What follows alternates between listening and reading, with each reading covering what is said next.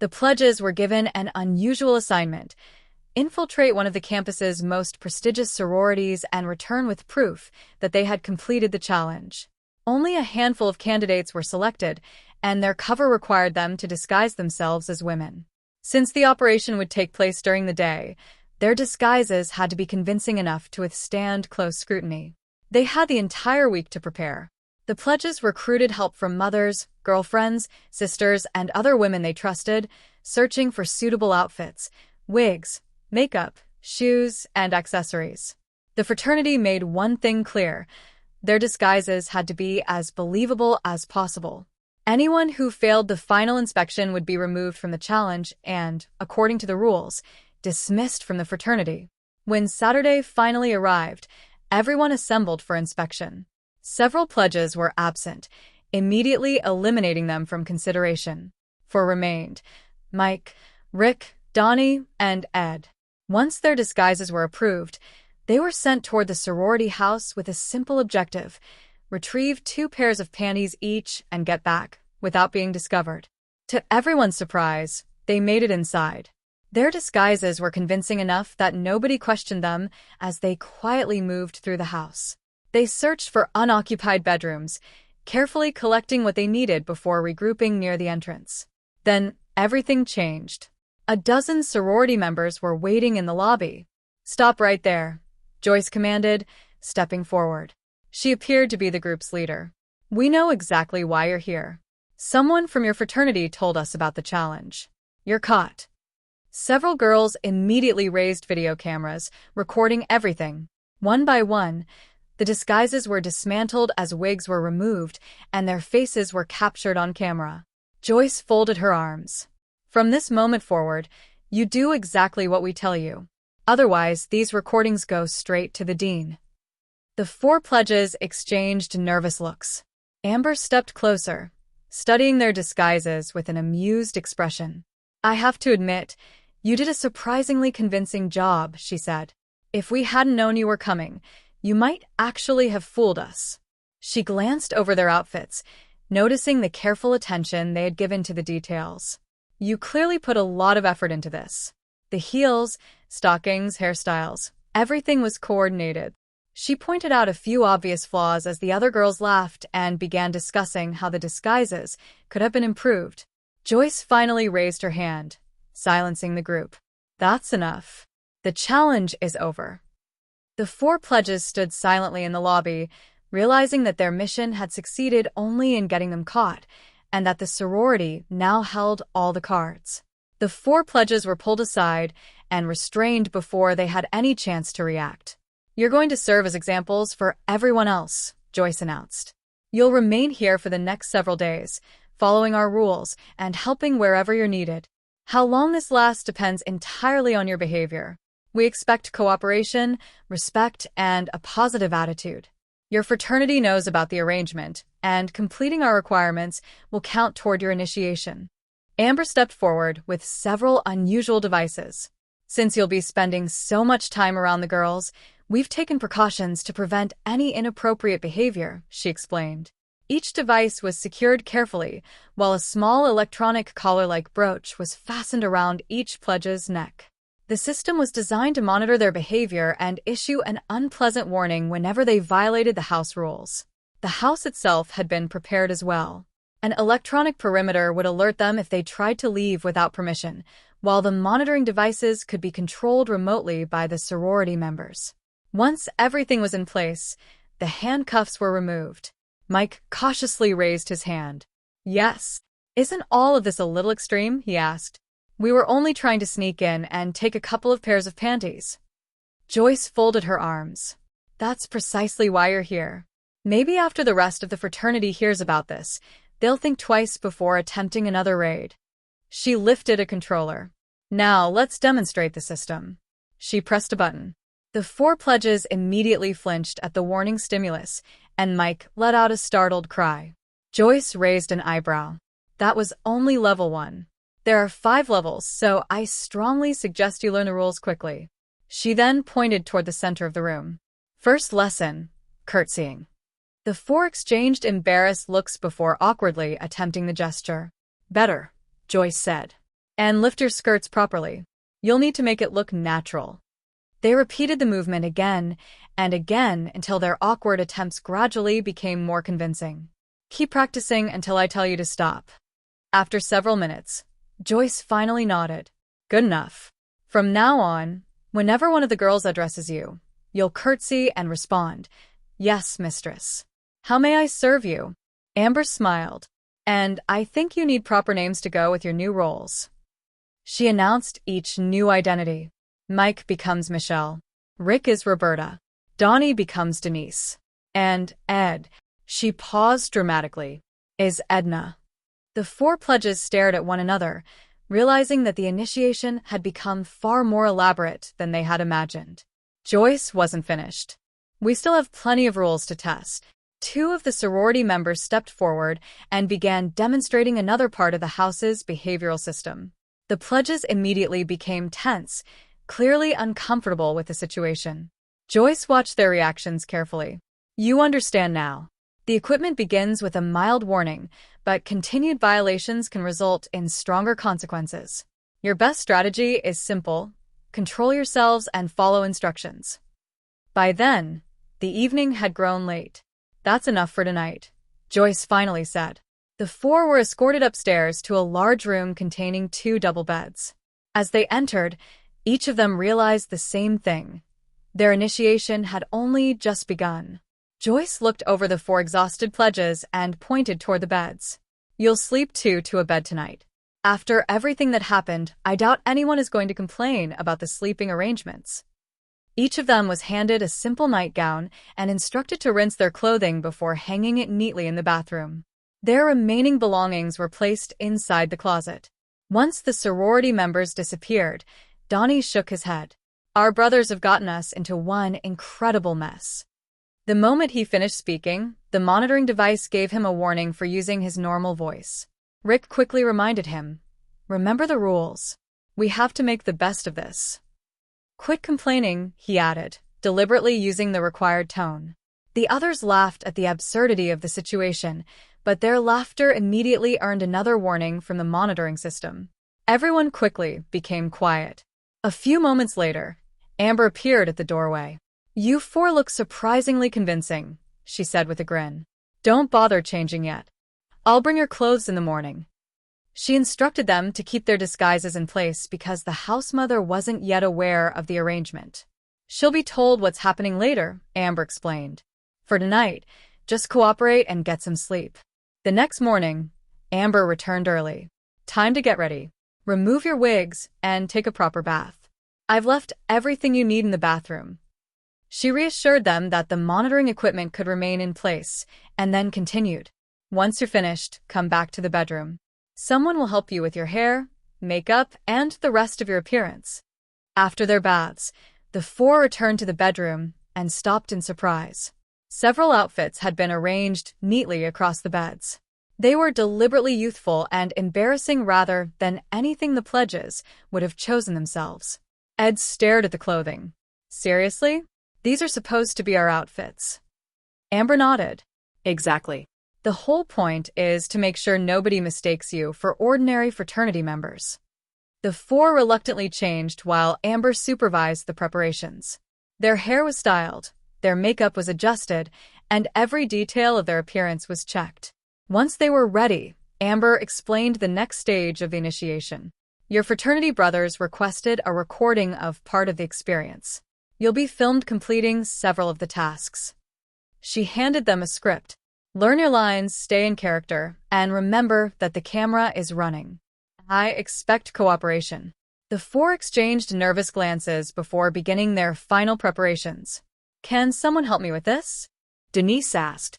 Roberta stepped over to assist. Of course. Hold still. Across the room, Michelle adjusted her outfit. Does this look right? Almost, Edna replied. Let me fix that. The 4 gradually became more comfortable with their assigned roles, helping one another with the unfamiliar clothing and accessories while Amber watched from behind the camera. Remember, she reminded them, you're supposed to look like you're enjoying the initiation. They practiced their lines, exchanged exaggerated compliments, and repeated several takes whenever someone broke character. Finally, Amber lowered the camera and smiled. Well done, girls. That was much better.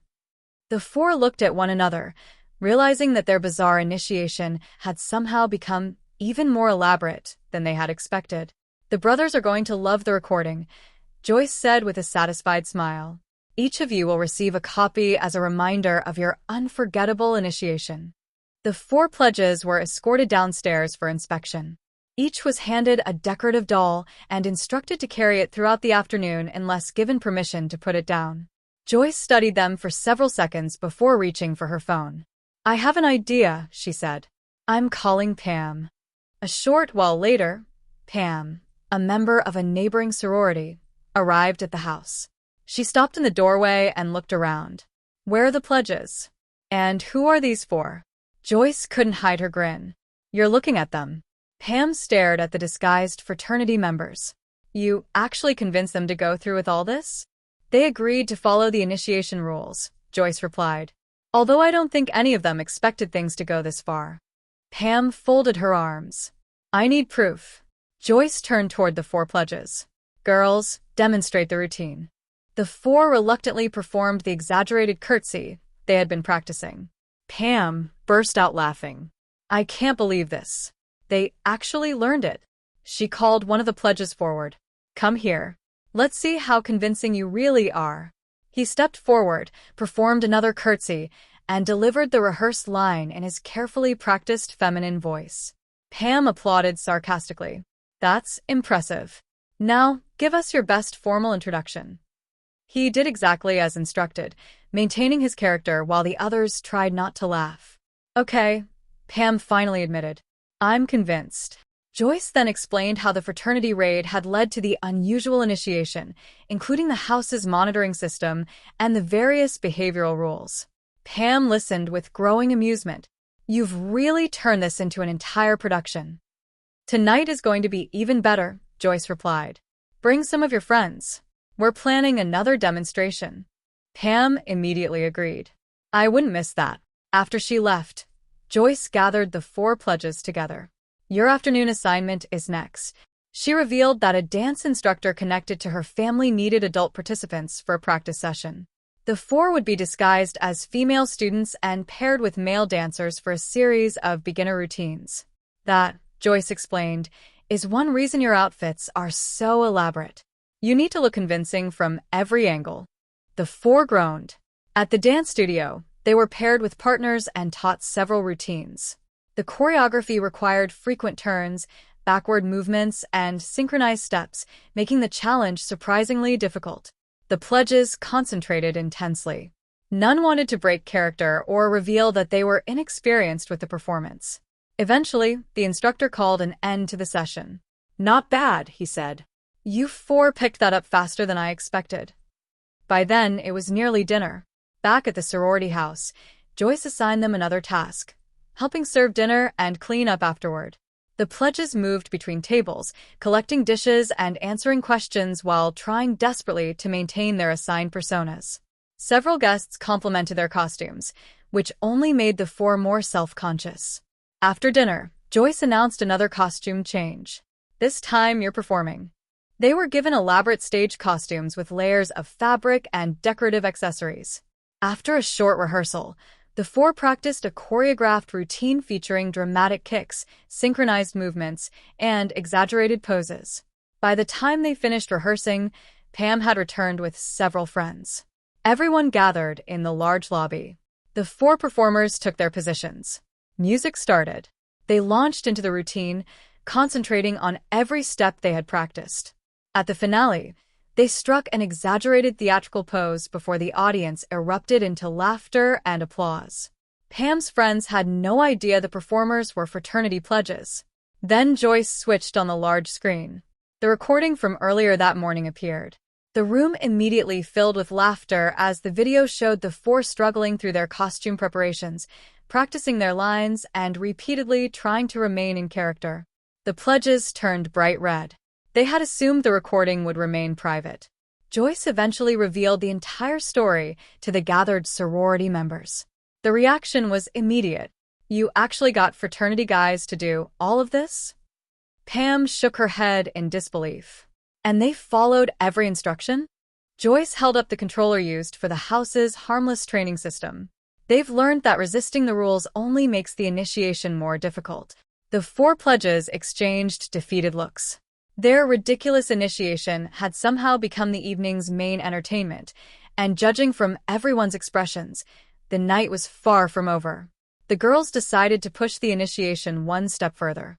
"Let's see how well you can follow instructions," one of them said. 2 of the pledges were ordered to kiss. They exchanged an awkward glance before reluctantly carrying out the command. Another was told to lean across his friend's knee and endure a few theatrical swats as part of the humiliating performance. Then, attention shifted to the final pledge. "You're next. Give us a little dance." He hesitated, but the warning from the monitoring device quickly convinced him to start moving. He performed an awkward striptease routine, stopping once he reached his lingerie. When he struggled with one of the fastenings, another girl stepped forward and helped him finish the costume change. By the end of the evening, Pam and her friends were laughing so hard that they began joking about ordering similar monitoring gadgets for their own boyfriends. Eventually, the festivities ended, and the 4 exhausted pledges were sent upstairs. Mike collapsed onto the bed.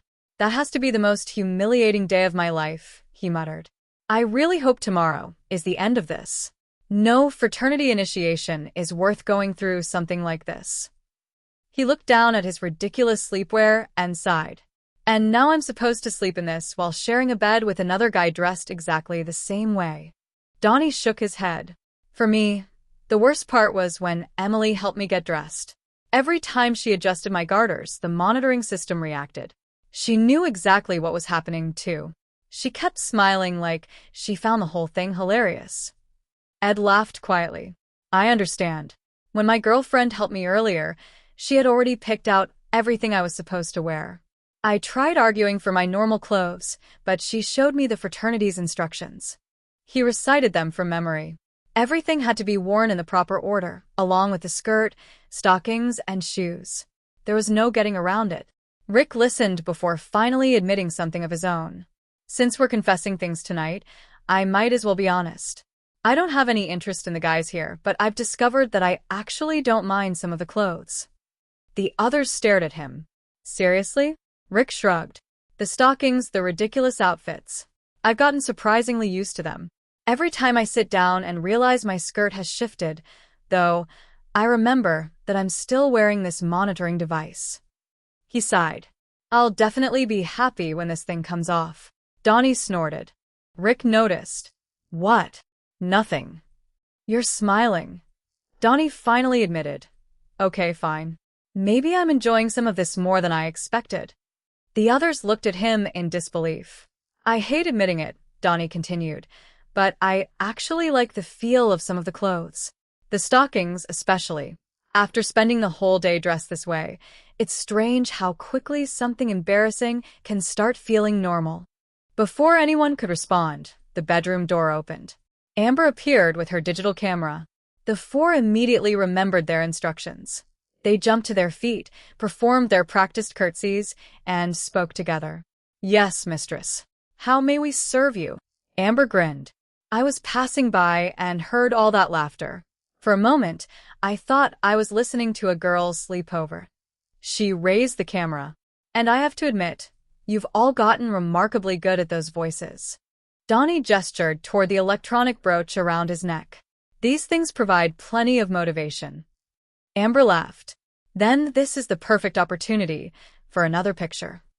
She arranged the 4 in a circle on the beds. "Sit exactly as you were. And smile."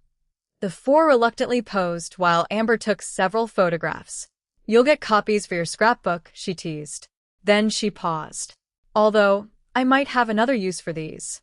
Maybe I can convince you to help with some chores for the next sorority party." Mike groaned. That wasn't part of the deal. He immediately realized he had forgotten to use his assigned voice. The device gave him the warning. Amber smiled knowingly. "Careful. You're getting too comfortable." She lowered the camera. "Don't worry. I won't share anything. Tonight's pictures stay between us." She headed toward the door. "Good night, ladies. No more talking for now. I'm putting the system into silent mode. She stopped and looked back. And make sure the bathroom is clean before you go to sleep. The door closed behind her. For several seconds, the room was completely silent. The four pledges stared at one another. Then Mike whispered, "Tomorrow. We are absolutely getting out of this tomorrow." No one disagreed.